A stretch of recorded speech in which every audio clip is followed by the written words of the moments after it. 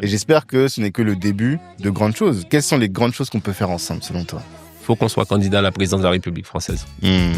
Et donc, on met en avant nos bannières. Je suis écolo, je suis LFI, je suis En Marche, je suis que sais-je.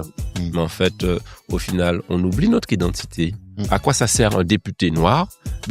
Ça sert déjà à montrer qu'il y a un noir qui parle à la représentation nationale de l'intérêt des noirs. Pourquoi faut-il qu'il le fasse? Même si je dis que je ne suis pas noir, les gens voient que je suis noir. C'est vrai. Donc, il ne faut jamais oublier ça. Tout à fait. Faut jamais que les noirs oublient qu'ils sont noirs. Parce qu'à partir du moment où ils ont oublié ça, ils ont oublié une partie d'eux-mêmes. Et les autres ne vont pas l'oublier. Ça fait aussi partie de la vie parlementaire qui est faite d'éruptions.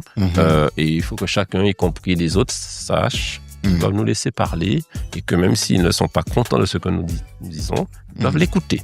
Oui. Et depuis, je peux te dire qu'ils m'écoutent beaucoup plus prudemment à l'Assemblée, depuis. Tout le monde te laisse la parole maintenant. Ah, ils sont gentils. C'est sûr.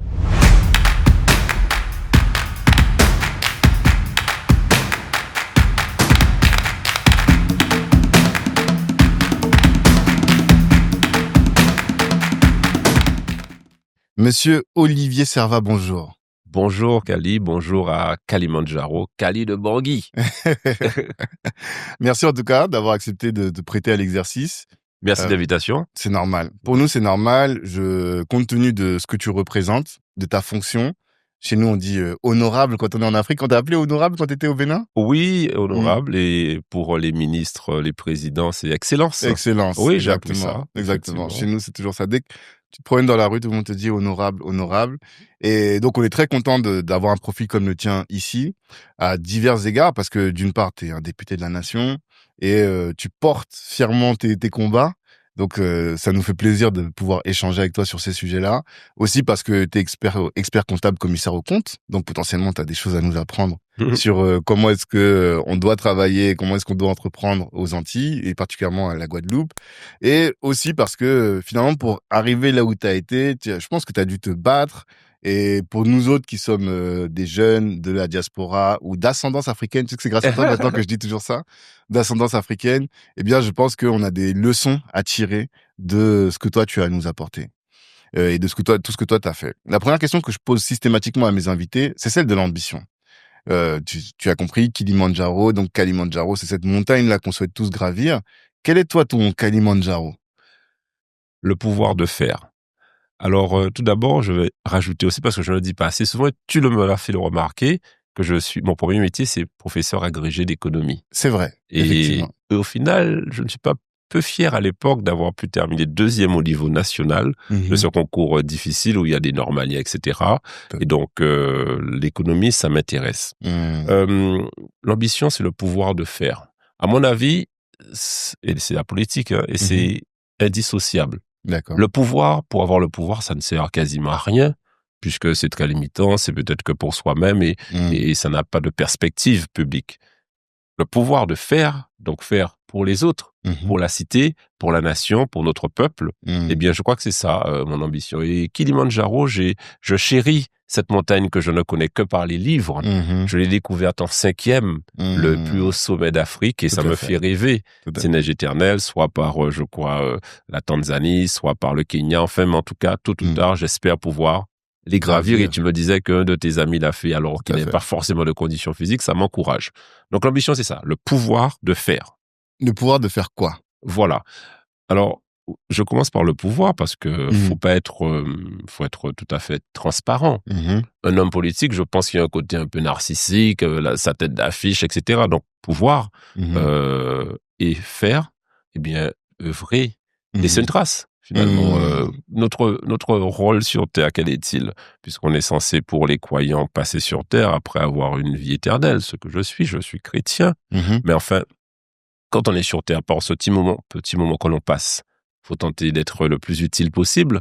Alors, bien évidemment, pouvoir se réaliser soi-même, pouvoir rendre heureux sa famille, ses amis. Mais une fois qu'on peut faire ça, on peut tenter aussi de donner à la société quelque chose, augmenter le bonheur des gens. Il y a tellement de souffrance dans ce monde, tellement de violence, tellement d'agressivité. Je crois que si par la parole, par l'action, en communauté, on peut tenter de réaliser de belles choses, en tout cas rendre le monde moins laid qu'il ne l'est, par des petites choses, je crois qu'on aura rempli son office et gagné son salaire. Voilà. D'accord. Je pense. Mais tu vois, nous, ce qui nous importe, ce qui nous intéresse, et pourquoi on a créé le podcast, c'est parce que beaucoup de gens nous disaient, les Noirs en France manquent d'ambition. Oui. Ils n'ont pas l'ambition de faire de grandes choses.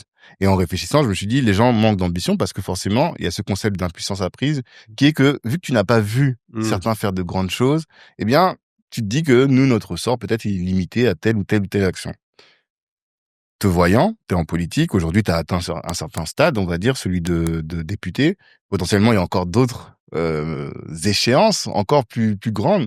Est-ce que toi, tu aurais des velléités de devenir, je sais pas, président, sénateur, enfin, où est-ce que tu te vois le plus loin possible dans ta carrière professionnelle? Bon, alors pour nos internautes, on peut leur citer Barack Obama. Ouais. Je veux dire, attends, c'est vraiment une fierté mondiale. Voilà un Noir qui est devenu président à 2 reprises de la plus grande puissance mondiale. Tout à fait. Donc ça veut dire que on peut atteindre le sommet du monde, en tout cas politique, en tant que Noir. Ça, c'est un exemple que tout le monde a pu voir et c'est palpable. Bon, au niveau français, the sky is the limit. Donc ça veut dire qu'on ne se fixe pas de limite. Et aujourd'hui, nous considérons que la France plurielle. La France plurielle, c'est quoi? C'est la France qui n'est pas la France, je dirais, classiquement leucoderme. Ce sont des Antillais, des Africains, des Indiens, des Chinois. La France plurielle, elle a le droit de citer aujourd'hui, il me semble, Tanguy, qu'on ne la voit pas assez aux responsabilités politiques dans ce monde. Alors, on va donner à une ou deux des strapontins pour se donner bonne conscience. Et c'est pour cela que j'ai participé à la création de partis politiques qui s'appelle UTIL, Ultramarin, Territoire, Indépendant, Liberté, Écologie, Solidarité.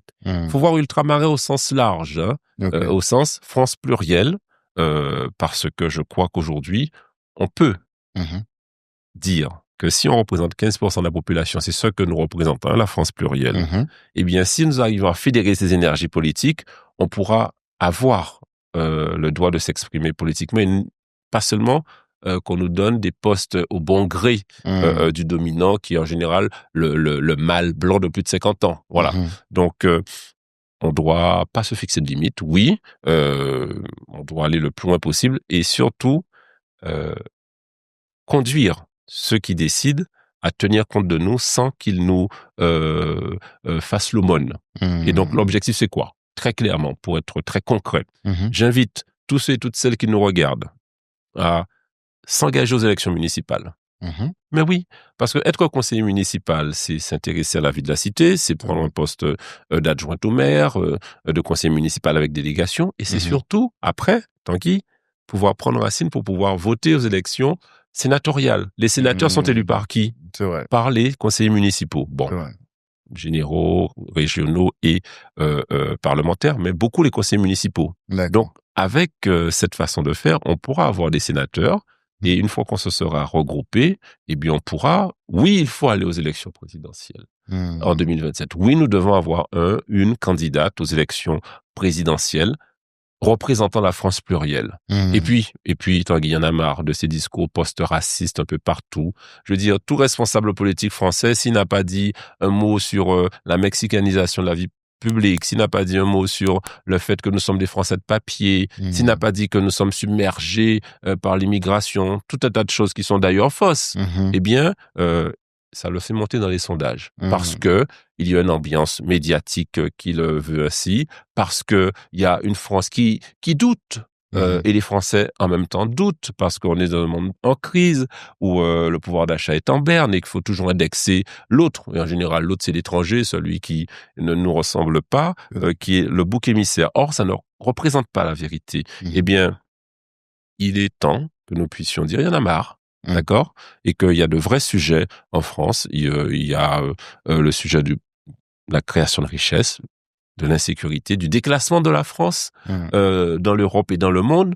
La diplomatie française est catastrophique, y compris en Afrique, mais pas que. Et donc, il y a de vrais sujets. Et je crois que nous, de la France plurielle, nous avons notre droit de citer. Et c'est pour cela, je crois que nous devons nous intéresser à cette vie publique pour que nous ayons notre vraie place.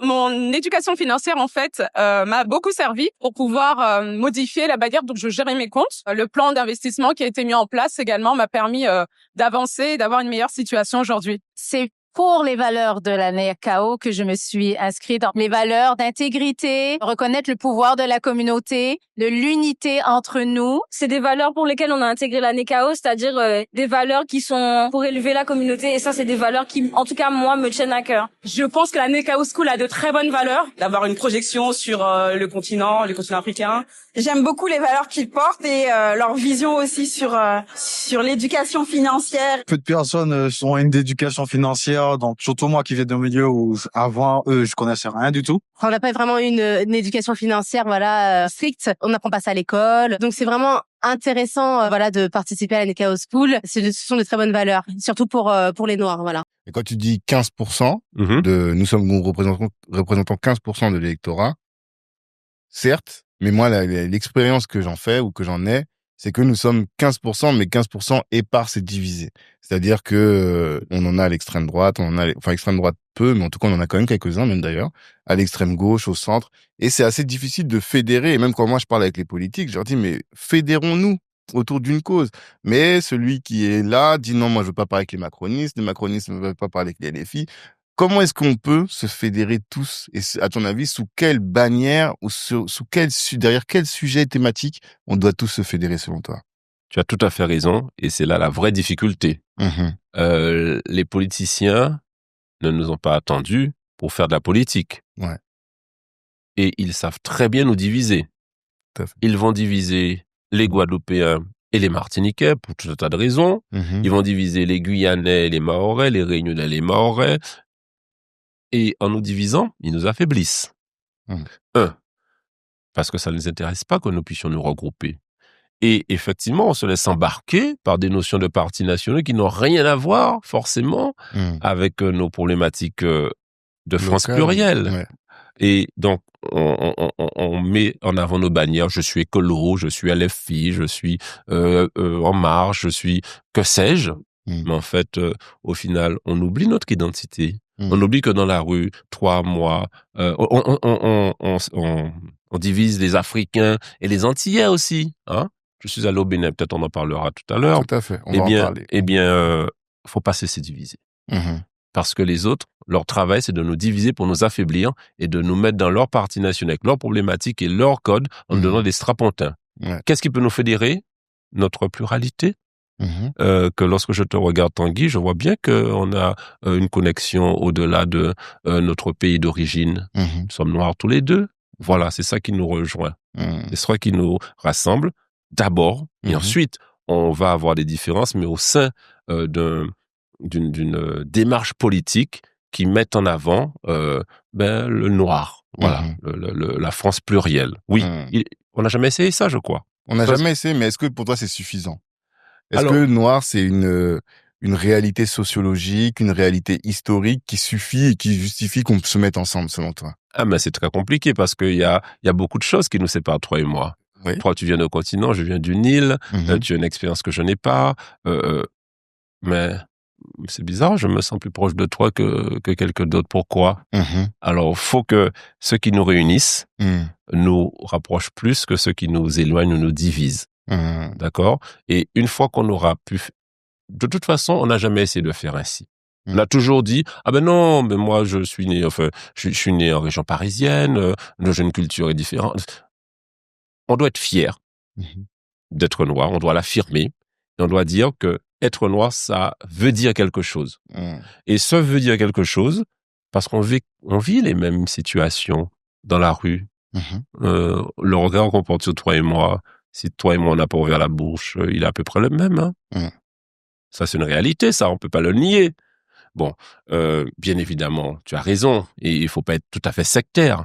Et quand je parle de France plurielle, je parle de France plurielle au sens large. Je ne parle pas que de Noirs. Il y a les Indiens, il y a les Chinois, il y a la mixité, il y a ce que Édouard Glissant appelait la créolisation. Ok, Mais il faut aussi qu'on puisse affirmer le fait que nous soyons noirs et fiers.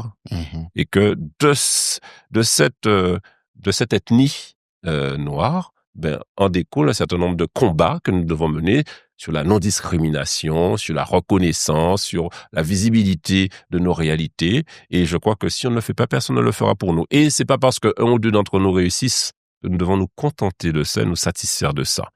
C'est toujours le risque, malheureusement, l'homme est ainsi fait, que lorsqu'il a gain de cause pour lui, il oublie parfois le reste, n'est-ce pas? Tout à fait. Pensez toujours que nous avons une mission qui transcende nos avantages personnels et qu'on ne doit jamais se satisfaire de strapontin personnel si derrière nos frères et sœurs ne sont pas bien reconnus et pas bien traités. Et donc, ce que j'entends dans ton discours, c'est que les sujets sur lesquels toi tu veux te mobiliser, c'est les sujets de discrimination, essentiellement, ou enfin, majoritairement. Commençons par ça. Ouais. Moi, j'ai passé une loi sur la non-discrimination capillaire. Tout à fait. On pourra en parler pendant longtemps, mais en résumé, il faut savoir qu'il y a des hommes et des femmes qui ont souffert, qui souffrent aujourd'hui du fait qu'ils aient dû lisser leurs cheveux, que pour aller à un entretien d'embauche, ils doivent changer leur coupe 9 fois sur 10, qu'ils ont beaucoup moins de chances de progresser en entreprise qu'un homme brun, que les blondes aussi ont souffert, que les rousses ont souffert, que les chauves ont souffert. Ils progressent 30% moins dans l'entreprise que les hommes chauves. C'est vrai, ça? Absolument. Oh mon Dieu. Tu ne l'es pas si, tellement. Si, ça y est, c'est la quarantaine. Bien sûr. Donc, toute cette réalité, on doit en tenir compte. Ça crée des maladies aussi. Pourquoi? Parce qu'il y a un standard de beauté qui n'est pas un standard de beauté noir. Le standard de beauté occidental. Et donc, tout ceci conduit à des souffrances. Et donc, oui, le sujet de la discrimination est un vrai sujet qui nous fait perdre du temps, de l'énergie et donc de l'argent de façon nationale. Il y a bien évidemment d'autres sujets. Qu'est-ce que la France? Qu'est-ce qu'être français? Qu'est-ce qu'être français, Tanguy, chers amis? La France, ça n'est pas une couleur de peau. On est d'accord. Il y a des blancs, des noirs, des jaunes, des indiens, des rouges, tout ce que tu veux. La France, ça n'est pas une religion. Ça n'est pas être catholique, chrétien, musulman, bouddhiste, non. Il y a d'ailleurs une majorité de Français qui n'ont pas de religion. Tout à fait. La France, ça n'est pas une langue. Le français est parlé dans 28 pays dans le monde. La France est une idée. C'est liberté, égalité, fraternité. C'est une valeur, laïcité. Et donc, nous partons du fait que nous considérons qu'il y a une France plurielle qui doit être visible et exister. Mais on ne s'enferme pas dans cette spécificité plurielle. On part de là pour pouvoir rendre la France plus forte et arrêter de considérer que la diversité et la pluralité est une faiblesse pour la France. La France ne serait pas la France sans l'immigration. La France ne serait pas la France, je le rappelle, sans les 11 territoires peuplés ultramarins qui font de la France la deuxième zone économique exclusive, qui lui permettent de faire de la diplomatie dans le canal du Mozambique avec Mayotte, qui lui permet d'avoir les plus belles plages du monde avec la Caraïbe et la Polynésie, qui lui permettent aujourd'hui de faire de la diplomatie du côté du Pacifique avec la Nouvelle-Calédonie et la Polynésie. Donc, en clair, la France ne serait pas la France sans sa pluralité. Encore faut-il qu'on en tienne compte réellement et qu'on n'ait pas l'impression qu'on doit s'excuser d'être français. Vous comprenez? C'est insupportable et il est temps que chacun et chacune, et y compris les Français de la pluralité, le sachent eux-mêmes, parce que parfois, on nous a tellement enfermés dans une condition un peu subalterne et un peu dégradée que nous-mêmes, on a intégré ça. C'est pas moi qui l'ai découvert, c'est ce qu'on appelle l'épigénétique, qui démontre qu'à cause des traumatismes de l'esclavage, on les a intégrés dans notre génétique, dans nos gènes, et que parfois on les reproduit au fur et à mesure. Libérons-nous de tout ça, faisons confiance à nos frères et sœurs noirs pour commencer, quels qu'ils soient, et je crois qu'on sera plus fort. Ne nous laissons pas diviser par l'autre, parce que c'est tout à son intérêt et tout à notre désavantage. Ok. Et alors, la question que certains peuvent se poser, là, j'ai entendu dans les actions que tu as menées, celle qui a été en faveur, en tout cas, qui a contribué à faire aboutir cette loi sur la discrimination capillaire. Maintenant, la question que certains posent parfois, et même des entrepreneurs, ils me disent, mais ça nous sert à quoi d'avoir des députés noirs? Au-delà de ça, concrètement, dans notre vie d'entrepreneur au quotidien, À quoi ça nous sert? Qu'est-ce que tu réponds à ces gens-là? Alors, moi, je suis donc expert comptable, comme tu l'as dit. Oui. J'ai été aussi vice-président de la région Guadeloupe, en charge du développement économique, de l'innovation et de l'octroi de mer. D'accord. Je suis très conscient qu'on a besoin d'aider les chefs d'entreprise, en France ou en Outre-mer, qu'ils soient noirs ou blancs, leur simplifier la vie. Qu'est-ce que j'ai fait concrètement?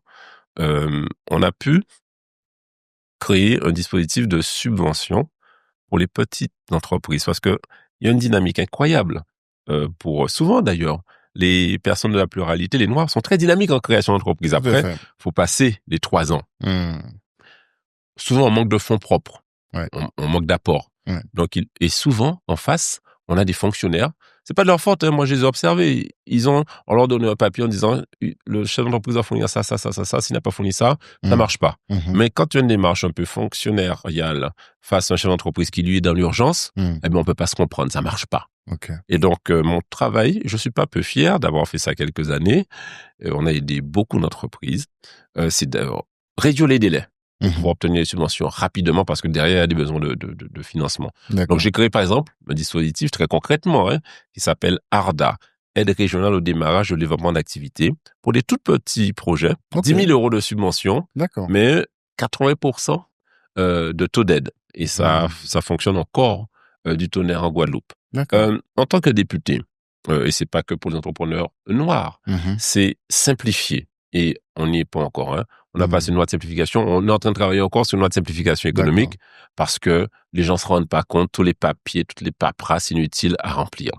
Et puis, spécifiquement, pour l'entrepreneur noir, mais cette fois-ci, des Outre-mer. Ex-qualité.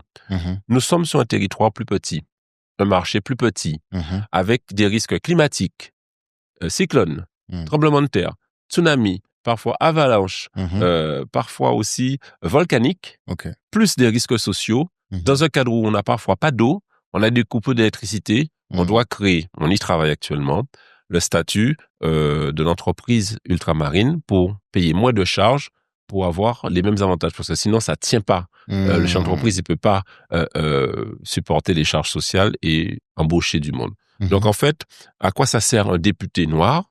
Ben, ça sert déjà à montrer qu'il y a un noir qui parle à la représentation nationale de l'intérêt des noirs. Pourquoi faut-il qu'il le fasse? Parce que tu parlais tout à l'heure d'exemples. Est-ce que faut qu'on voit quand même des choses positives et pas que souvent des gens qui soient des délinquants, prisonniers, etc. Tout à fait. Donc ça sert déjà à ça. Et pour ceux qui ont la fibre entrepreneuriale, je crois que je l'ai, mais toujours défendre. Par exemple, là, je dois te dire que j'ai œuvré à défendre un dispositif qui existait pour l'apprentissage. Tu sais que la France, budgétairement, est en difficulté aujourd'hui. Et il y avait de très bons penseurs qui n'ont jamais mis les pieds dans l'entreprise, des députés qui disaient « Ah non, mais l'apprentissage, ça sert à rien, tu comprends, ça sert à rien. » Et oui, mais ils ont oublié 2 choses. C'est qu'un apprenti, ça sert à pouvoir mettre le pied à l'entreprise. Ce sont des coûts salariaux moins importants et que beaucoup de nos étudiants noirs, et ça, j'ai eu des témoignages de collaborateurs parlementaires, n'auraient jamais pu faire leurs études en tant que au niveau master s'ils n'avaient pas eu accès à l'apprentissage. Et ce sont des collaborateurs souvent noirs de la France plurielle. Ça veut donc dire que j'ai défendu ce dispositif parce qu'ils voulaient le supprimer totalement, le supprimer pour ceux qui font des études au-delà du bac plus 3, en disant que ça servait à rien, que tout le monde trouve un travail. Eh ben, en fait, ils étaient déconnectés et ils oubliaient la réalité de nos, je dirais, apprentis noirs qui travaillent parfois dans des entreprises de noirs. Donc voilà à quoi ça sert un député noir. Ça sert à défendre la cause. Je suis député de la nation. Tout à fait. Pas député de la communauté, mais je choisis mes combats. Aussi. Et mes combats sont noirs. Ouais. Tu assumes. Parce que des fois, quand j'entends parler, je me dis, mais lui, il a pas peur, quoi. Tu as raison, Tanguy. À un moment donné, il faut assumer. Il faut jamais, enfin, moi, j'invite tous ceux et toutes celles qui me regardent de toute façon, tu sais quoi? Même si je dis que je suis pas noir, les gens voient que je suis noir. C'est vrai. Donc, faut jamais oublier ça. Tout à fait. Faut jamais que les noirs oublient qu'ils sont noirs. Parce qu'à partir du moment où ils ont oublié ça, ils ont oublié une partie d'eux-mêmes. et les autres vont pas l'oublier. Mais à partir de là, ça veut pas dire qu'on veut rester contre Noirs. On est ouvert, bien évidemment. Mais il faut que nous soyons considérants. Il faut que les gens nous considèrent. Tout à fait. Voilà. Tout à fait. Non, c'est intéressant. Et à quel moment tu t'es dit, moi, je vais devenir député? Qu'est-ce qui s'est passé? Parce que, bon, c'est pas donné à tout le monde d'avoir cette réflexion-là et de penser que tu allais y arriver. Comment ça s'est passé? J'ai vu Ernest Moutoussamy, que tu ne connais pas. Non. C'est un député guadeloupéen. D'accord. Qui est encore vivant. Ok. Il est député du côté de Saint-François, de la 2e circonscription. Et tu sais, à l'époque, on n'avait qu'une seule chaîne télé. Ok. J'avais 10 ou 12 ans. Ah, d'accord. Et je le voyais intervenir à l'Assemblée. Bon, je comprenais pas tout de ce qu'il disait, mais il avait l'air de vouloir défendre des sujets pour nos territoires. Je disais, waouh, c'est impressionnant, ça. Et quand j'ai voulu être candidat, et puis, il y a eu des grands députés de la Révolution française, l'engagement national. À vrai dire, Tanguy, je veux te dire quelque chose, j'ai découvert, tout se passe à l'Assemblée nationale. Tout? Quasiment tout, politiquement, se passe à l'Assemblée nationale. D'accord. Toute notre vie est régie par ce qui se passe à l'Assemblée. C'est une incidence sur notre vie au quotidien. C'est là que ça se passe. Et quand j'ai voulu être député, je suis allé voir Ernest Moutoussamy, m'a donné quelques idées. Il m'a dit toujours de défendre ses convictions, bec et ongle, sans rien lâcher. Et il écrit encore des livres actuellement, il est d'origine indienne. Et je crois que défendre son peuple, représenter son peuple, tu sais, quand j'ouvre la bouche, je me dis toujours, faut pas que je fasse honte à ma population, à mon peuple. Faut pas que je fasse. Porte sur tes épaules le poids de toute... Oui, parce qu'on est exposé médiatiquement. Tout à fait. Donc, en bien ou en mal, hein. Et donc, quand je prends la parole, je veille à cela. En tout cas, j'ai cette préoccupation-là. Là, tu me tends la perche quand tu dis ça. Oui. Par rapport à ce truc qu'on a tous découvert dans les médias, on voit... Moi, c'est comme si... Je crois que j'étais découvert à cette occasion-là. Avant, je ne te connaissais pas. Et on voit quelqu'un dans l'Assemblée qui pointe du doigt et qui dit « Tu vas la fermer ». Je me suis dit « Oh, mais qui est cet homme ?» qui, finalement, il assume, qu'il les porte, comme on dit, de manière un peu triviale. Mais là aussi, est-ce que tu n'as pas l'impression que ça dessert, finalement, ta position d'homme noir que d'avoir cette position-là dans l'Assemblée et avec cette exposition médiatique? Bon, tout ça n'était pas prévu, tu t'en doutes bien. Il faut que je explique un petit peu le contexte, si tu veux bien. S'il te plaît. Nous sommes sur la loi sur la réintégration des soignants suspendus non vaccinés après le Covid. Ok. Il faut savoir qu'en France hexagonale, il y a eu beaucoup de gens qui se sont fait vacciner. Majoritairement, les gens sont vaccinés. Ouais. En Guadeloupe, Martinique, Guyane, c'est pas du tout le cas. En juillet 2021, quand le président de la République française, Emmanuel Macron, annonce sur les médias, en juillet 2021, qu'il met en place le pass sanitaire, il y a 55% de Français vaccinés d'Hexagone. Mais en même temps, dans le même temps, tu as 20% de Guadeloupéens vaccinés. Ok. Je dis au président, je lui envoie un SMS, je lui dis, président, ça peut pas marcher, ça, en Guadeloupe. En France, tu as une majorité de Français vaccinés, mais en Guadeloupe, tu as une minorité de Guadeloupéens vaccinés, ça va pas marcher ton machin-là. Tu peux pas faire la même chose en Guadeloupe qu'en France. Il tient pas compte de ce que je lui dis. Ok. J'étais macroniste à l'époque, c'est à partir de ce moment-là, je me suis détaché de lui. J'ai compris sa position, lui, parce que lui, il déjà préparer les présidentielles l'année prochaine, l'année d'après, 2022. Les autres premières, tu as raison, on est 3,5% des voix, on les divisait, donc ça change rien à sa vie politique, sauf que chez moi, c'est 100% de mon électorat. Ah bah oui. Donc je lui ai dit, ça va pas marcher du tout comme ça. Donc à partir de ce moment-là, puisque la population, quelles que soient ses raisons, avait choisi majoritairement de ne pas se faire vacciner, il fallait respecter le choix populaire. Le peuple a toujours raison. C'est la démocratie.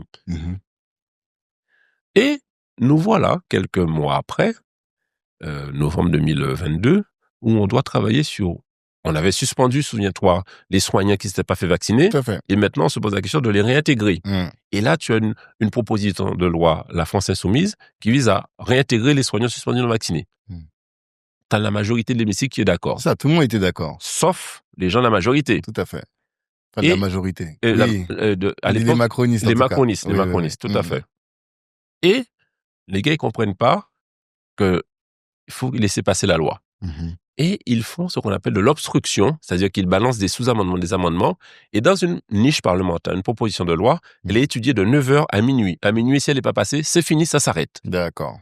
Et à 21h, la majorité perd le vote sur une motion de rejet et ils se rendent compte que le texte va passer. D'accord. Et là, qu'est-ce qu'ils font? Ils balancent 80 sous-amendements pour qu'il y ait des discussions sans fin qui arrivent jusqu'à minuit et qu'on ne puisse pas voter le texte. Donc, t'imagines pas le degré de tension qu'il y a à ce moment-là dans l'hémicycle. D'accord. Et je suis responsable pour mon groupe LIOT, Liberté Indépendante Outre-mer Territoire, du texte. Et Mathilde Panot, c'était la niche LFI, et la présidente de l'Assemblée nationale suspendent. Elle dit il y a trop de tension, la présidente de l'Assemblée. Elle nous réunit, les responsables de groupe, à une salle à côté de l'Assemblée. Elle dit bon, messieurs, dames, chers collègues, c'est trop tendu. On va soit s'arrêter là, soit on reprend les débats, mais chacun parle à son tour et chacun laisse parler l'autre. Okay. Et le représentant de la majorité, Sylvain Maillard, dit ok, c'est comme si on tombe d'accord, on tape dans la main et tout le monde dit on va parler chacun à son tour, calmement. Et Mathilde Panot m'a dit bon Olivier, c'est toi le plus calme de la bande, commence. Okay. Et là je commence, donc si tu regardes, je commence plutôt calmement. Et là, figure-toi que le même Sylvain Maillard qui vient de toper avec moi dans la main il y a 10 minutes en disant qu'il me laisse parler, il se lève. Tu n'entends pas parce qu'il n'y a que celui qui est au micro qu'on entend à la télé. Mais l'hémicycle, c'est pas si grand que ça. Il se lève et quand il crie à 30 mètres de moi, je l'entends parfaitement. Il se lève une première fois. Je lui dis, mais c'est incroyable. On vient de dire que on laisse parler l'autre tranquillement. Alors je lui dis des choses qui lui déplaisent, mais ça c'est le jeu. Je suis libre de m'exprimer. Tout à fait. Je reprends mon souffle et je continue. Et 10 secondes après, il se relève encore plus fort en me disant « Ah, vous n'avez pas donné de leçon de morale. » Donc là, je me suis dit « Faut un digne ambitaire. » Là, c'est du cœur. Il faut que je lui signale qu'il doit se taire. Et c'est ainsi que je suis amené à lui dire de se taire et de m'écouter. Donc, est-ce que je regrette? Non. Est-ce qu'il avait mérité? Oui. Tu sais quoi? Ça fait depuis 2017 que je suis à l'Assemblée nationale. On fait beaucoup de choses. J'ai déjà fait beaucoup de choses. J'étais président de la délégation d'Outre-mer. On fait des amendements, on fait des textes. Et effectivement, tu m'as connu que quelques années après, grâce d'une de ces petites phrases. Ouais. Bon, c'est ainsi. C'est la vie.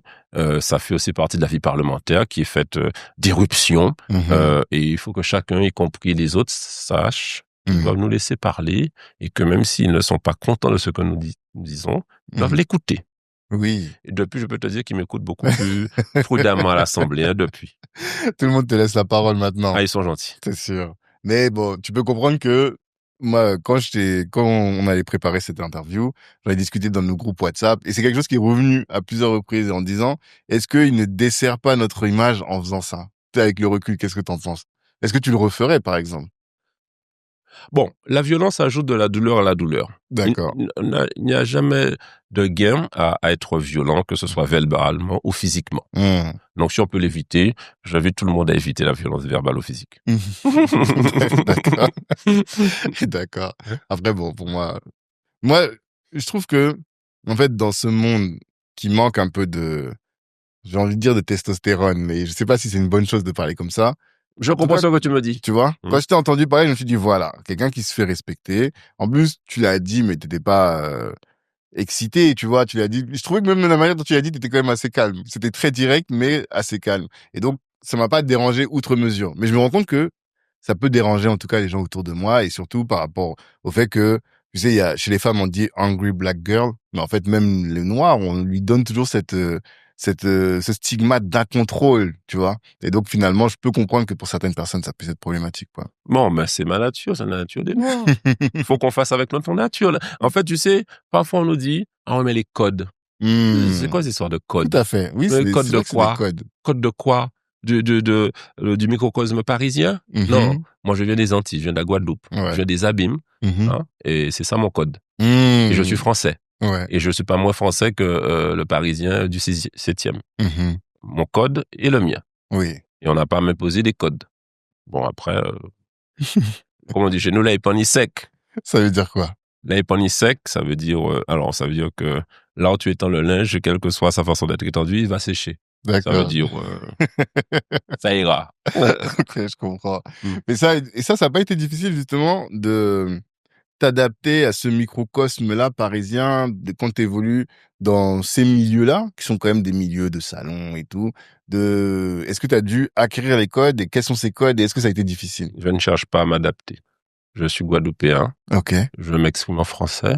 Je suis le plus souvent poli. Et j'exprime la souffrance de mon peuple et les besoins de mon peuple et de mon territoire. Je n'ai pas à m'adapter à des codes qui ne sont pas les miens. Tu penses pas qu'il faut faire preuve d'un peu de stratégie pour faire passer tes messages? Non. Toi, tu y vas de manière frontale. Non, les gens, ils comprennent. Hein. Ils comprennent. On parle la même langue, non? Donc, j'ai 2 minutes pour parler lorsque je pose une question. Eh ben, je l'exprime avec ma sensibilité, mon vécu, mon histoire, qui n'est pas une histoire du 7e arrondissement parisien.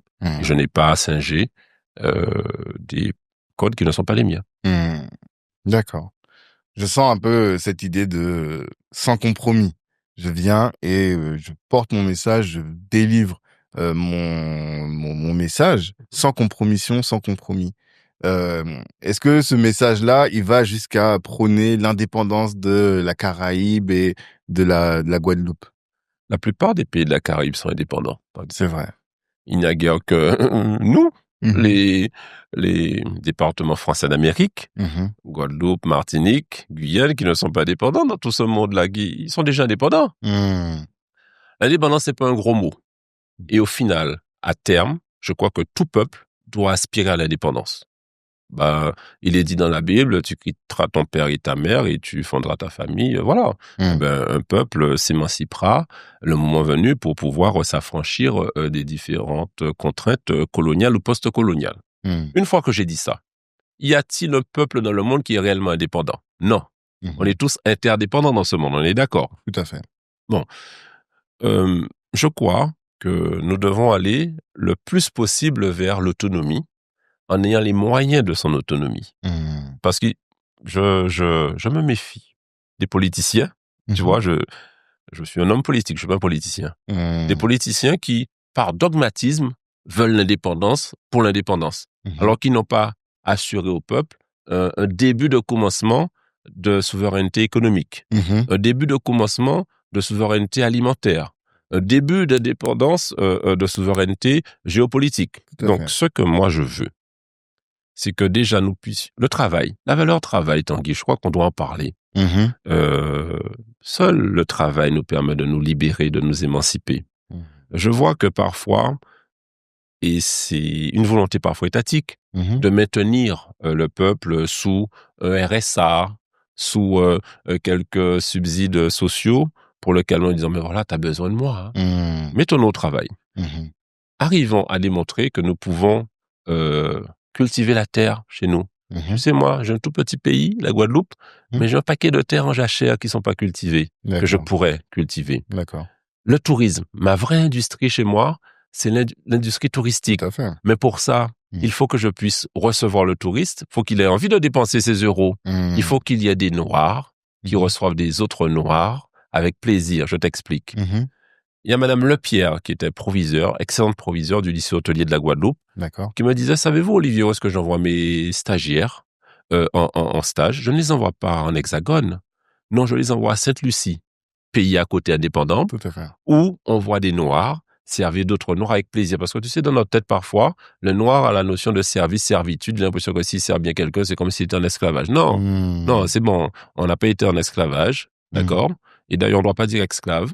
On doit dire personne réduite, personne déportée et réduite en esclavage. Parce que esclave, c'est un état où on n'est pas esclave. On dit pas descendant d'esclaves. On dit pas descendant d'esclavagistes aux blancs.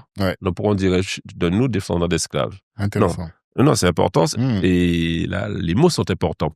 Et comme on avait dit la dernière fois, d'ascendance africaine, ça vient pas de moi. Hein, ça vient. Je me souviens, je t'avais dit, c'était au Bénin. Exactement, au Bénin et à Bruxelles, sur cette décennie de peuple noir, où ascendance africaine, c'est mieux que afro-descendant, puisque tout est dans l'image.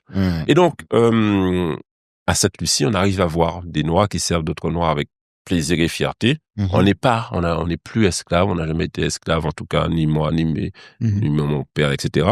Et donc, à un moment donné, il faut se libérer de tout ça. Et donc, une fois qu'on saura faire tout ça, on pourra dire, mais on crée de la richesse et on va vers une forme d'indépendance, mais comme les pays souvent de la Grande-Bretagne, du Commonwealth, avec, on va pas faire de la défense nationale nous-mêmes, on va pas faire de la sécurité nationale nous-mêmes. Donc, il y a des sujets sur lesquels on peut déléguer ça à un État tel que la France ou un autre. Mais sur certains éléments, la diplomatie, l'économie, les douanes, l'éducation, on doit avoir notre droit de cité. Oui, tout peuple doit aspirer à terme à l'indépendance. Très clairement. Non, c'est beau. Et ce que j'ai aimé, c'est que t'as pas une vision dogmatique. Tu as dit que parler d'indépendance sans parler de la souveraineté alimentaire, tout ça, c'est vrai que t'as des personnes qui disent oui, indépendant, mais ils n'ont pas une vision, entre guillemets, intelligente de la chose. Ce qui fait que la personne qui est en face a une crainte. Et l'exemple qu'on prend souvent, et que j'ai entendu beaucoup que ce soit guadeloupéens ou martiniquais, ils disent toujours on veut pas être comme Haïti. Tu vois, ils veulent pas une indépendance, mais qui se retrouvent dans la pauvreté parce qu'elle n'a pas été bien organisée, bien été structurée. Donc toi, tu dis, il faut que ce soit un chemin qui prenne en compte d'abord des fondamentaux, et quand ces fondamentaux sont assumés, on va pouvoir arriver à cette autonomie. C'est ça? Absolument. Et pour moi, c'est pas que dans les mots, c'est dans les actes, l'autonomie. Je vais te dire, chez moi où j'habite en Guadeloupe, j'ai 34 poules, 9 cabris et un cochon. Que j'élève à moitié avec mon chauffeur. D'accord. Tu sais pourquoi je fais ça? Mais parce que si on parle d'autosuffisance alimentaire, il faut la faire. On a souvent un morceau de terre inutilisé. On peut planter, on peut élever des animaux. L'alimentation, il y a beaucoup de choses aussi à utiliser sur...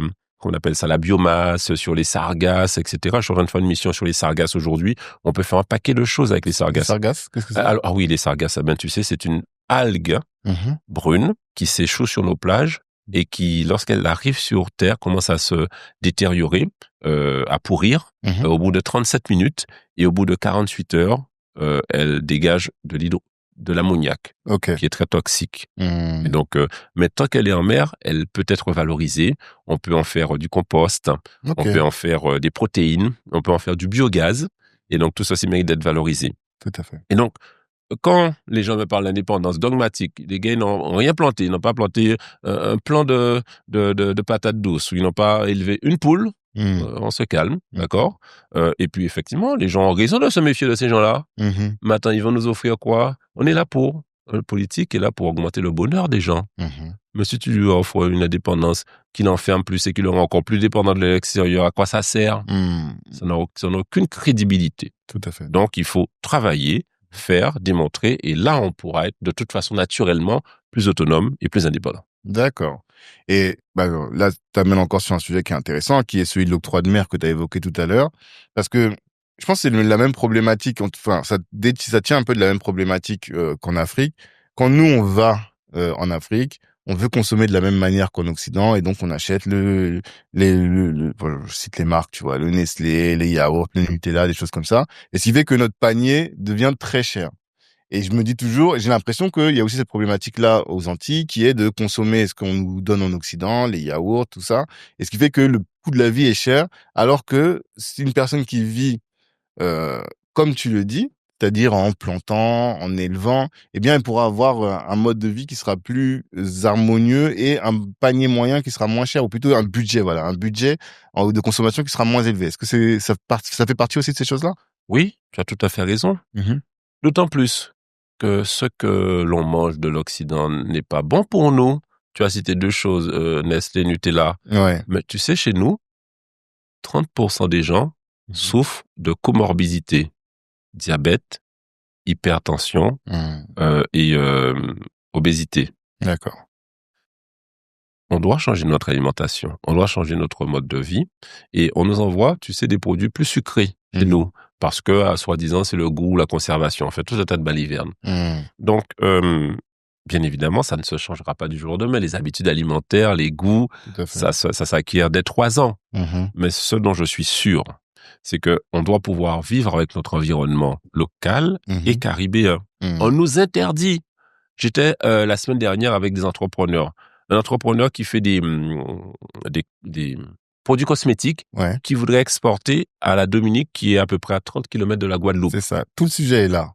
Ouais. J'allais y venir. Tu allais y venir, d'accord. Ben, pour l'entrepreneur, je dois travailler sur ça avec mes équipes, eh ben, le gars, il doit exporter en Europe ce produit pour pouvoir après le faire arriver en Dominique. Mais ça ne veut rien dire. Alors qu'on nous interdit de businesser avec la Caraïbe. Pourquoi? Mais parce que la France a eu une démarche coloniale.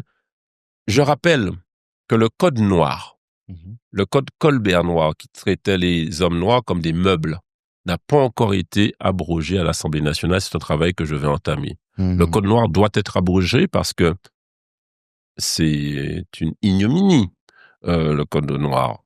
Et donc, s'il n'est pas abrogé, ça veut dire que, pour l'instant, on est toujours considéré comme des meubles. Et ça n'est pas une possibilité. Et je rappelle que dans ce code noir, il était dit, pas un clou pour la colonie. La colonie ne doit créer aucune richesse. Toute la richesse doit partir pour la métropole, en l'occurrence, et pas l'hexagone. J'ai fait passer ce mot-là, pas métropole, parce que métropole, c'est territoire ici de ces colonies dans le dictionnaire, alors que nous ne sommes plus colonies depuis 1946. Théoriquement. En théorie. Tu as tout à fait raison. C'est ça. Et donc, c'est pour cela qu'on doit pouvoir cesser ce joug post-colonial qui nous étouffe et qui nous empêche de parler de façon diplomatique avec la Caraïbe, nos pays tiers, qui sont tous indépendants, je te le rappelle, sauf nous, et nous permettre ainsi de vivre mieux au sein de notre espace régional, naturel. On a reçu ici, il y a quelques semaines, Sébastien Célestine. Je sais pas si tu as déjà entendu parler de lui. Très bien. Oui. Garçon brillant, j'adore. Ouais, exactement. Le fondateur d'Onmall. Et il nous disait, c'est lui qui m'a fait découvrir que le marché caribéen, c'est 40 millions de personnes. Ce qui finalement est énorme. Et donc, s'il y avait du business entre ces États-là, eh bien finalement, il y aurait un marché énorme pour l'entrepreneur caribéen qui serait pas condamné à aller chercher de la profondeur de marché en France, enfin pas en France, mais ça ne choque pas de dire en France. On dit en France, ok, d'accord. Donc en France ou ailleurs. Et donc c'est un de tes sujets quand même, j'ai envie de dire prioritaire, de créer ces relations-là bilatérales avec la Caraïbe. Ah oui. Bien sûr. Alors, tu me diras que parfois le pouvoir d'achat de ces pays est assez faible. Ok. Bon. Donc, comme nous, on a quand même un coût salarial important, donc nos produits sont parfois chers, mais dans certains domaines, on peut être tout à fait utile. Je te prends un exemple. Le tourisme médical. On a chez nous ce qu'on appelle un cyclotron, un TEP scan, qui pour identifier les cellules précancéreuses. D'accord. Un Américain, ça lui coûte, ou n'importe quel autre de la Caraïbe, ça lui coûte à peu près $5,000 en TEP scan s'il veut le faire aux USA. D'accord. Chez nous, il peut venir et ça lui coûte 1 000 €. C'est-à-dire 5 fois moins cher. Ouais. Donc, il peut venir chez nous, prendre un billet, dépenser son argent et faire son TEP scan. Donc, on a des services qui peuvent intéresser les gens de la Caraïbe et de la Grande Caraïbe et des États-Unis. Encore faut-il le développer. Et tu as raison, il faut que ce verrou diplomatique, aujourd'hui, le Quai d'Orsay, le ministère des Affaires étrangères, est très jaloux de ses prérogatives diplomatiques dès qu'il s'agit de la Caraïbe. On a des organisations telles que la CARICOM, l'OSCS, qui nous permettent de business de façon économique ou culturelle ou sportive ou politique avec les pays de la Caraïbe. D'accord. Par exemple, la Martinique a adhéré récemment à l'OCS, mais la Guadeloupe, non, pas encore, par exemple. Donc, il faut une volonté politique de pouvoir s'intégrer. Ils ne sont que États, pays associés, puisque nous ne sommes pas indépendants totalement, contrairement aux autres. C'est ça. Ouais. Donc, l'indépendance, c'est pas un gros mot de la Caraïbe. La norme, c'est l'indépendance dans la Caraïbe, y compris dans tout petit pays. D'accord. Mais concrètement, quel verrou il faut faire sauter pour créer ces relations-là bilatérales avec tous les États de la Caraïbe? Eh bien, nous devons être reconnus par l'ONU comme pays à décoloniser. Pays à décoloniser. Oui. Ok. La Calédonie l'est. Ok. Et ce qui lui permet de siéger, d'avoir droit de cité. Ce n'est pas notre cas, Guadeloupe-Martinique. Parce que tout pays, je te l'ai dit, doit aspirer à l'indépendance. Tranquillement, sereinement, avec le peuple, mais on doit aspirer à l'indépendance. Et donc, il y a cet aspect-là, inscription à l'ONU sur ça. D'accord. 2, que le ministère des Affaires étrangères se calme un petit peu. Je ne sais pas si tu as vu, mais en Afrique, c'est une catastrophe, la relation de la France avec l'Afrique aujourd'hui. Tout à fait. Sarkozy avait été mauvais, Macron n'a pas été meilleur. Faut le dire très clairement. Tout à fait. Et donc, aujourd'hui, la diplomatie française n'est pas en état de force en Afrique. Il faut qu'elle arrête de croire qu'elle peut du Quai d'Orsay et de Paris résoudre tous les problèmes caribéens. Je suis par exemple président du groupe d'amitié France-Caraïbes. Ça a été créé récemment. J'ai œuvré.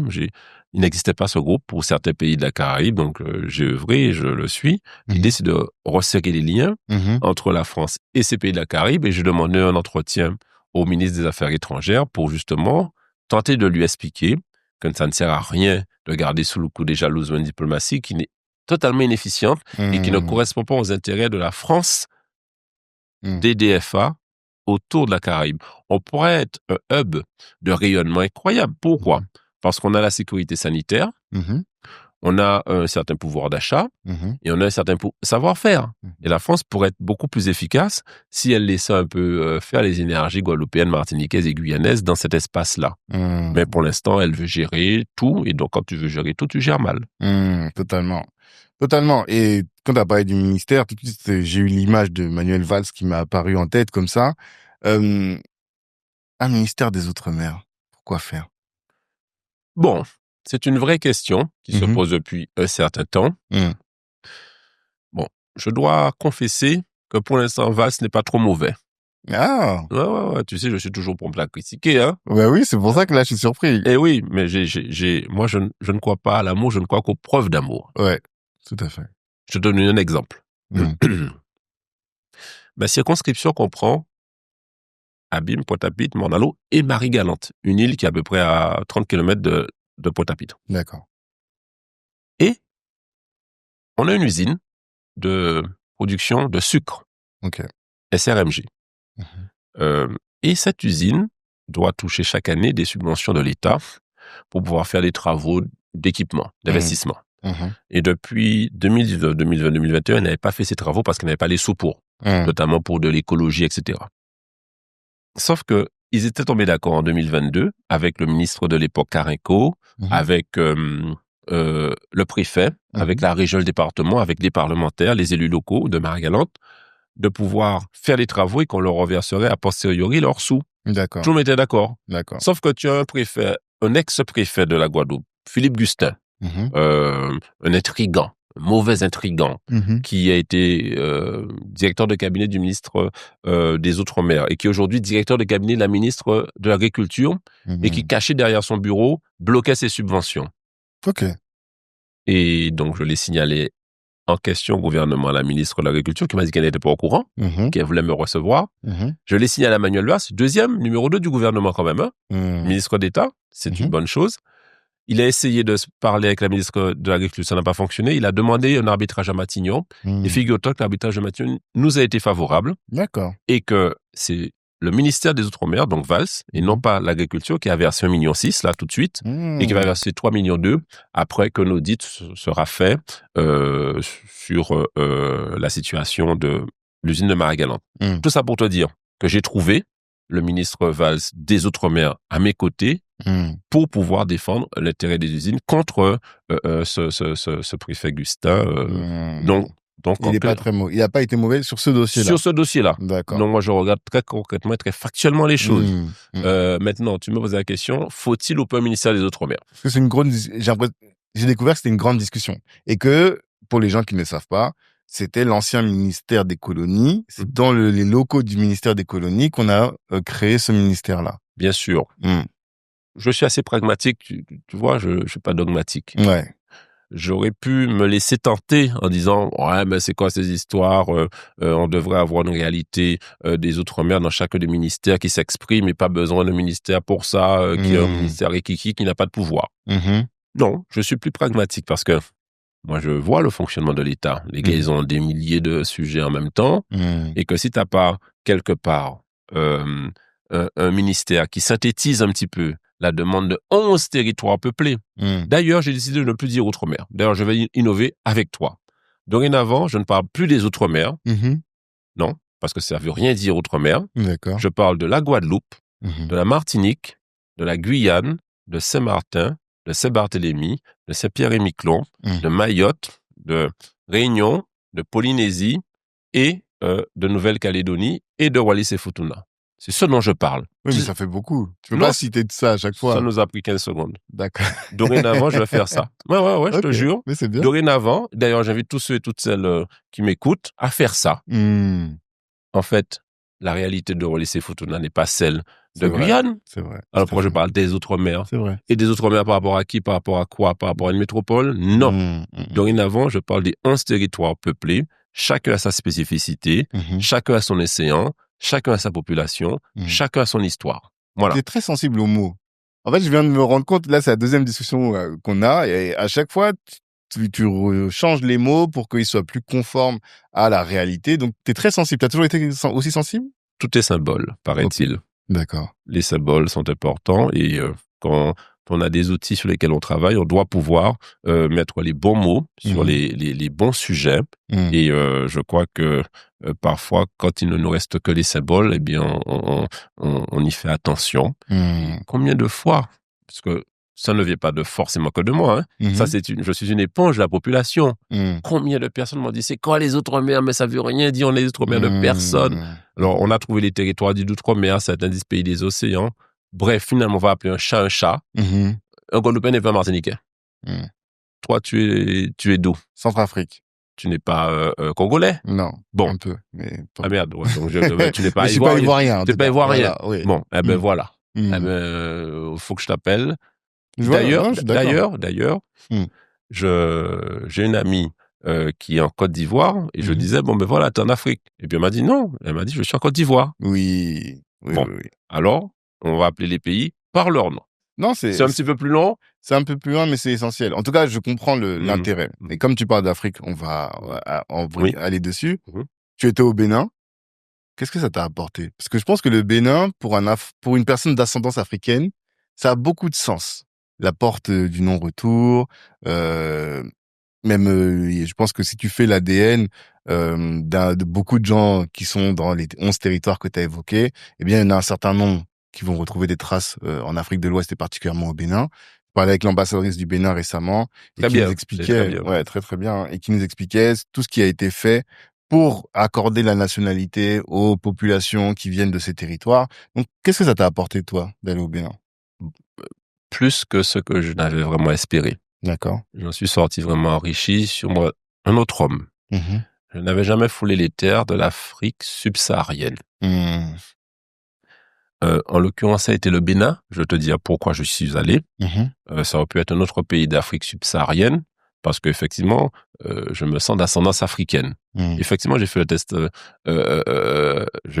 Et effectivement, un peu le Nigeria, là. C'est pas loin, en fait, le royaume du Dahomey. D'accord. J'ai été invité. Alors, pourquoi je suis allé au Bénin? Pour deux raisons. J'ai été invité par un groupe d'investisseurs. Peut-être faudrait-il les rencontrer. Je connais très bien. Ah, tu connais très bien. Je connais très bien Tamiri et Lewa. Le projet Lewa.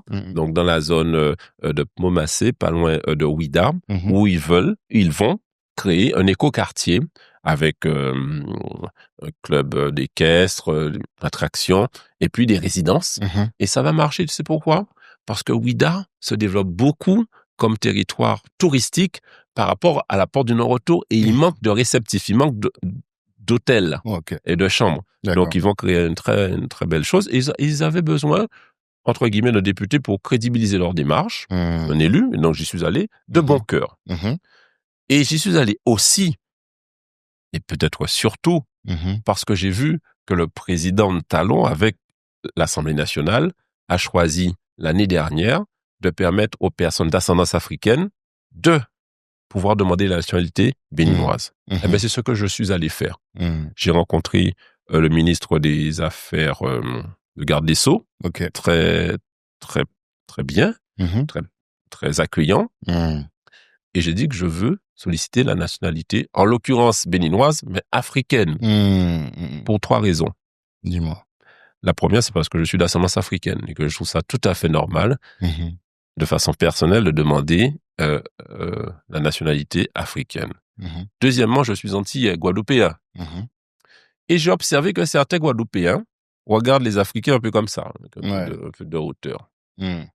Guadeloupéens aussi? Parce que pour moi, les Guadeloupéens sont les plus attirés ou les plus proches culturellement, ceux qui acceptent plus ce lien avec l'Afrique. Mais tu ressens aussi cette distance avec certains? Parfois. D'accord. Malheureusement, lié parfois à l'image, aux préjugés, tout un tas de choses. D'accord. Qui nous divisent. Et donc, je veux rappeler à mon peuple guadeloupéen que je suis fier d'être africain. Et que comme 80% de ce peuple est d'origine africaine, je les invite à être fiers de l'Afrique. L'Afrique, c'est un continent, en fait, tu n'apprends rien. C'est une richesse incroyable. C'est un monde, c'est un potentiel comme il n'en existe pas aujourd'hui dans le monde. Et puis, il y a une troisième raison. C'est que je suis député français de la nation française. Et quand je vois ici, à l'Assemblée ou ailleurs, tout un tas de gens qui méprisent le noir, qui méprisent l'Afrique, qui nous considèrent comme des mendiants, qui nous méprisent, je l'ai déjà dit, et qui sont racistes dans leurs propos. Ben, je veux rappeler, y compris la bonne Rotaillot et sa clique, et au Rassemblement national, la raciste, ben, que je serais fier de solliciter la nationalité africaine, parce que c'est un continent, en l'occurrence Bénin, béninoise, d'avenir, et dont je suis fier. Voilà, pour les 3 raisons pour lesquelles je vais demander la nationalité béninoise. Et j'espère, courant août, pouvoir être parmi ceux à qui on mettra les premiers passeports béninois. D'accord, ça va arriver très vite alors. J'espère. On te souhaite. Et qu'est-ce qui est fait concrètement pour créer ces ponts, justement? Parce que là, finalement, toi, physiquement ou humainement, tu es ce pont. En prenant cette nationalité, tu fais ce pas-là. Mais qu'est-ce qui est d'autre et quelles autres actions sont mises en place pour créer ce pont entre les 11 territoires et le continent africain? Oui, c'est une question importante parce qu'effectivement, souvent, les coopérations commencent par quoi? Par la culture, par le sport et enfin par la politique. D'accord. Le président Talon a fait quelque chose d'incroyable. C'est qu'il s'est rendu en Martinique. Il est allé en Martinique, il allait honorer le roi Béhanzin qui a été déporté en Martinique, tout à fait, puis qui est mort en Algérie, souvent après avoir fait confiance au roi français d'ailleurs. Et il a dit qu'il faut qu'il y ait une ligne aérienne directe, tout à fait, entre le Bénin et la Caraïbe. Et figure-toi que j'ai rencontré, donc je t'ai dit le ministre de la Justice, mais j'ai aussi rencontré, tout à fait, le ministre des Affaires étrangères. D'accord. Et il m'a dit que le président leur a demandé de créer cette ligne aérienne avant la fin de l'année. OK. Donc, avant la fin de l'année, il y aura un pont entre le Bénin et les Caraïbes. Alors, on ne sait pas si le point de vue sera le Brésil, parce que c'est un grand marché, ou on espère Pointe-à-Pitre parce que c'est un bel endroit, ou ailleurs, mais en tout cas, c'est l'engagement qu'ils ont pris. Donc ça, c'est le travail que nous faisons. Ensuite, figure-toi qu'il y a, intéressant à rencontrer aussi, un ambassadeur du Bénin pour la zone Caraïbe, qui est donc Germanie, qui est martiniquais. Ah oui, si, j'ai entendu parler. Qui était un ancien magistrat, non, c'est pas ça? Avocat. Avocat, voilà. Oui, j'avais vu passer. Exactement, et je l'ai rencontré, très intéressant. Et donc, ce sont des ponts qui se créent. On travaille, par exemple, à créer une course Africa Jet Race qui ferait venir au Bénin des compétiteurs en jet ski, y compris de la Caraïbe. Donc, il y a les du Caraïbes qui, pour faire effectivement de la culture et de la langue entre le Bénin et la Caraïbe. Donc, tu vois, il y a des choses qui se font et qui permettront de tisser des liens entre nos deux peuples. Enfin, c'est le même peuple en réalité. Tout à fait. Il reste plus beaucoup de temps, du coup, mais je te remercie en tout cas pour tout ce que tu as partagé. Quelques petites questions pour terminer. Où est-ce que tu te vois en 2050? Je sais pas si tu sais qu'en 2050, l'Afrique représentera un quart de l'humanité. C'est dans 25 ans. Où est-ce que tu te vois, toi? Eh ben, chez moi, en Afrique. Au Bénin, ou quelque part par là aussi. Moi, je suis un citoyen du monde. Moi, j'ai sollicité la société béninoise. C'est pour participer à cette fierté. Le Nigeria, quelle fierté aujourd'hui. Et l'Afrique, c'est l'avenir. L'Afrique, c'est... D'ailleurs, on le dit pas assez, mais le berceau de l'humanité, c'est l'Afrique. Ce sont les hauts plateaux éthiopiens. Enfin, je veux dire, toute personne vivant dans ce monde vient d'Afrique. Et je crois que parfois ils oublient ça ou ils occultent ça, ça les dérange. Donc je rappelle que tout humain, blanc, noir, jaune, vient d'Afrique. Donc l'Afrique, c'est le berceau de l'humanité. L'Afrique, c'est un continent riche, n'est-ce pas? De minerais, de pétrole, d'hommes et puis de territoire. Et très clairement, la natalité fait une force d'un pays. Et donc, ceux et celles qui étaient venus nous mépriser notre natalité n'auront qu'à s'en mordre les doigts dans quelques temps parce qu'ils auront besoin de main-d'œuvre, y compris venus de chez nous, d'autant plus qu'on n'a pas que de la main-d'œuvre, on a aussi de la matière grise. Tout à fait. Donc, je me vois chez moi, en Afrique, d'où je viens, et je me vois en France, chez moi, et je me vois en Guadeloupe, chez moi. D'accord. Voilà. Je ne veux pas faire de choix. Tu seras entre tous les territoires. Ah, même moi, je suis d'ascendance africaine, très clairement. L'histoire vient de là. Et j'aurai sûrement 2 nationalités, béninoise et française. Voilà. D'accord. On doit être partout. Tu sais quoi? Je veux dire un dernier mot. Il y a une 4e raison pour laquelle je sollicite la nationalité béninoise. Le soft power. Pourquoi les Israéliens sont si puissants dans le monde, alors qu'ils ne sont pas nombreux? Ouais, très peu nombreux, même en France. Oui, parce que ils ont une vision intéressante, c'est qu'ils sont souvent binationaux. Sais-tu que dans le cabinet de Joe Biden, tu avais 8 américano-israéliens. Donc, quand tu as le cabinet du pays le plus puissant, des personnes qui sont d'origine israélienne, forcément, cette position influe sur le pouvoir. Tout à fait. J'invite tous ceux et toutes celles qui le peuvent à être des binationaux franco quelque chose, franco-béninois, franco ce que tu veux, pour influencer là où ils sont les intérêts de leurs différents pays. Donc ça veut dire que tu es un ambassadeur entre guillemets du Bénin. Enfin, tu seras en tout cas un ambassadeur du Bénin et partout où tu seras, parce que tu pourras travailler pour l'intérêt du Bénin. Voilà. Et de l'Afrique plus généralement. Et j'invite tout le monde à faire ça. Non. Franchement, tu assumes. C'est très intéressant de t'entendre assumer des choses comme ça, parce que je pense qu'il y a beaucoup de gens qui, dans ta position, auraient une certaine langue de bois et qui ne partageraient pas de manière aussi tranchée, de manière aussi franche, ce type de position-là, tu vois. Tanguy, je suis un élu du peuple. Je ne réponds que du peuple qui m'a élu. Je n'ai été nommé par personne. Et je t'ai dit que je suis expert comptable, je continue ma vie professionnelle pour être indépendant et être libre d'expression. Donc, je crois que j'invite chacun et chacune qui sont élus du peuple à s'exprimer au nom du peuple. Dommage, on n'aura pas eu le temps de parler vraiment de ce côté expert comptable, mais je pense que tu reviendras. D'accord. Maintenant que tu as rejoint Black Network, pourquoi tu as rejoint Black Network d'ailleurs? Parce que ça correspond à quoi je crois. Complot annexe et complot à chien. Tu vois, tu parles pas encore créole, mais je parle pas encore ta langue. C'est pas grave. Tout ce que les Noirs font ensemble, ça marche pas. Soi-disant, c'est un proverbe qu'on nous a inculqué dans la tête.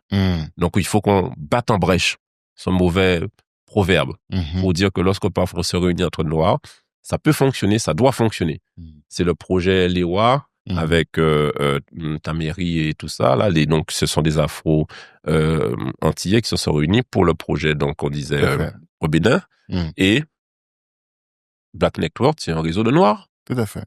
Donc, pour réussir ensemble. Tout à fait. Donc, ça correspond à mon idée. Donc, j'ai adhéré. J'aurais déjà dû adhérer depuis longtemps. Mais peut-être tu connaissais pas. Il fallait que nous, on aille vers toi et qu'on te présente. Exactement. Et merci d'avoir fait ça. On s'est vu il y a pas longtemps. Et puis, c'est pour ça que j'ai adhéré. Merci beaucoup. Et bravo pour le travail fait. Merci beaucoup. Ouais. Et tu as été très réactif. On s'est vu tout de suite. Tu as adhéré. Et puis maintenant, on est là. Et j'espère que ce n'est que le début de grandes choses. Quelles sont les grandes choses qu'on peut faire ensemble, selon toi? Faut qu'on soit candidat à la présidence de la République française. Ça, c'est vraiment ton combat. C'est l'un des combats. Ouais. Il faut que les Noirs gagnent de l'argent partout. Tu sais comment on doit gagner de l'argent? Dans le sport. Ça, on sait pas mal trop faire. Mais tu sais où les Noirs gagnent plus d'argent dans le monde? Dans la culture. Ouais. Aux États-Unis, les gars gagnent un paquet d'argent dans le cinéma, dans la chanson, etc. En France, c'est pas le cas parce que on nous étouffe. Donc, on va aussi amener. Gagner de l'argent partout. Ok. C'est notre combat. En tout cas, Olivier, merci beaucoup d'avoir pris le temps. Merci, Yann. Est-ce que tu as un dernier message? Tu dis, voilà, il faut que, quand les gens vont reprendre leur vie, il faut absolument qu'ils repartent avec ça. Ce serait quoi? Nous sommes Noirs. On est fiers de l'être. Serrons-nous les coudes parce que quand on sera rassemblés plus fort, on sera toujours entendu de façon plus crédible et de façon certaine et on ne dépendra pas de l'aumône des autres. Faisons-nous confiance entre Noirs. Honorable, merci. Merci, honorable. À tous, je vous donne rendez-vous la semaine prochaine pour un ou une autre invitée qui, je sais, sera aussi intéressant que l'aura été Olivier Servat. D'ici là, likez, partagez, cliquez, commentez, renvoyez ça à tout le monde, que tout le monde découvre cette personne. Et surtout, revoyez vos ambitions à la hausse. Ciao tout le monde.